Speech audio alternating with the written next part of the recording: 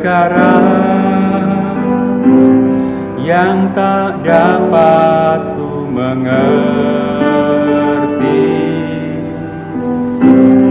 Mengapakah harus terjadi di dalam kehidupan ini? Bapak, Ibu, dan saudara terkasih, mungkin itu sering kita tanyakan dalam kehidupan kita. Karena ada begitu banyak hal yang tidak kita ketahui mengapa itu harus terjadi dalam kehidupan kita. Bukan hanya dalam kehidupan kita yang berupa pergumulan, kelemahan tubuh, kegagalan, ataupun kesedihan. Tetapi itu juga yang terjadi di tengah keluarga kita. Mengapa itu terjadi? Bahkan mungkin pertanyaan terbesar kita saat ini adalah mengapa pandemi ini terjadi dalam kehidupan kita sebagai umat manusia. Dalam kehidupan ini seringkali kita bertanya, mengapa Tuhan ini terjadi? Mengapa Tuhan Engkau membiarkan terjadi? Mengapa Tuhan Engkau mengizinkan ini terjadi? Ada begitu banyak pertanyaan yang berkecamuk dan muncul dalam diri dan hidup kita. Bapak, Ibu, dan saudara terkasih, ketika itu terjadi, apa yang harus kita lakukan dalam kehidupan kita? Kitab Roma pasal 8 ayat 28 seringkali menjadi rujukan bagi banyak orang agar mereka bisa mengerti dan memahami apa yang terjadi. Roma 8 ayat 28 yang berbunyi demikian. Kita tahu sekarang bahwa Allah turut bekerja dalam segala sesuatu untuk mendatangkan kebaikan bagi mereka yang mengasihi Dia, yaitu bagi mereka yang terpanggil sesuai dengan rencana Allah. Ada banyak orang yang seringkali dihibur atau mendapatkan penghiburan dari ayat ini, ketika mereka tidak tahu mengapa banyak hal yang terjadi dalam kehidupan mereka. Bagaimana mereka menghadapi begitu banyak hal yang tidak mereka mengerti. Bapak, Ibu, dan saudara terkasih, bagaimanakah kita dapat memahami lebih dalam agar ayat ini sungguh-sungguh bukan hanya menjadi sekedar penghiburan, tetapi kita pahami, kita mengerti, dan sungguh-sungguh menguatkan hidup kita. Dengan pertolongan Roh Kudus yang dicurahkan Allah atas kehidupan orang-orang percaya, maka kemudian kita bisa mengerti dan memahami ayat ini dengan baik dan benar. Pertama-tama, Bapak, Ibu, dan saudara terkasih, bahwa setiap mereka yang bisa memahami apa yang terjadi dalam kehidupan mereka dan yakin Allah bekerja dalam segala sesuatu adalah mereka yang mengasihi Allah. Ini hal utama dan pertama yang harus diperhatikan. Setiap mereka yang mengasihi Allah, merekalah yang mengerti dan memahami apa yang terjadi dalam kehidupannya. Apa cirinya bahwa kita mengasihi Allah? Kita mengasihi Allah adalah ketika kita memiliki kesadaran dan kesediaan untuk menghadapi penderitaan sebagaimana Kristus menghadapi penderitaan. Ayat 17 dari pasal 8 ini menegaskan bahwa kalau kita adalah orang-orang yang menjadi ahli waris dari kerajaan Allah, maka kita pun juga bersama-sama dengan Kristus menghadapi penderitaan. Penderitaan bukan sebuah hukuman.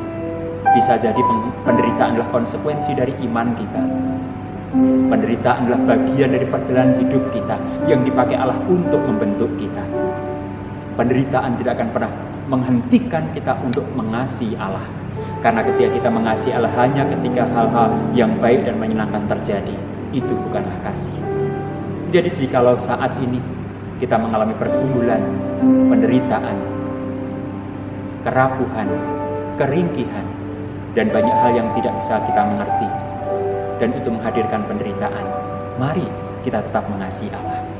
Yang kedua, Bapak, Ibu, dan saudara terkasih, ketika kita tetap bisa mengasihi Allah di tengah hidup yang tidak kita mengerti ini, maka di situ kita akan mendapatkan kebaikan dari karya Allah. Dengan jelas di situ dikatakan bahwa kita tahu sekarang bahwa Allah turut bekerja dalam segala sesuatu untuk mendatangkan kebaikan bagi mereka yang mengasihi Dia, yaitu bagi mereka yang terpanggil sesuai dengan rencana Allah. Kebaikan Allah seperti apa?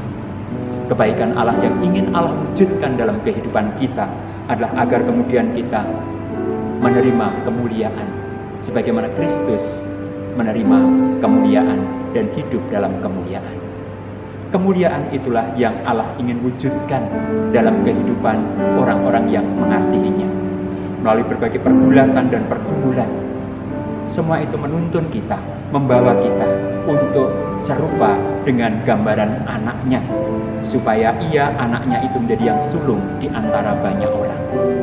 Jadi kebaikan dari Allah adalah kita dibentuk untuk serupa dengan gambaran anaknya. Bapak, Ibu, dan Saudara terkasih, Roh Kudus yang tercurah akan memberikan semangat kepada kita, keberanian kepada kita. Roh Kudus yang membara bagikan api, membakar semangat kita.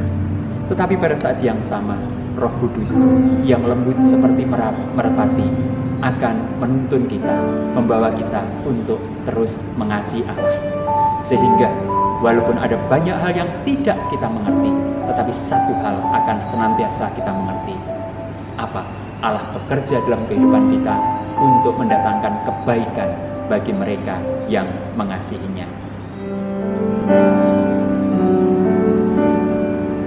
Sehingga setiap kita dapat mengatakan, satu perkara yang ku simpan dalam hati, tiada satu pun yang terjadi tanpa Allah peduli.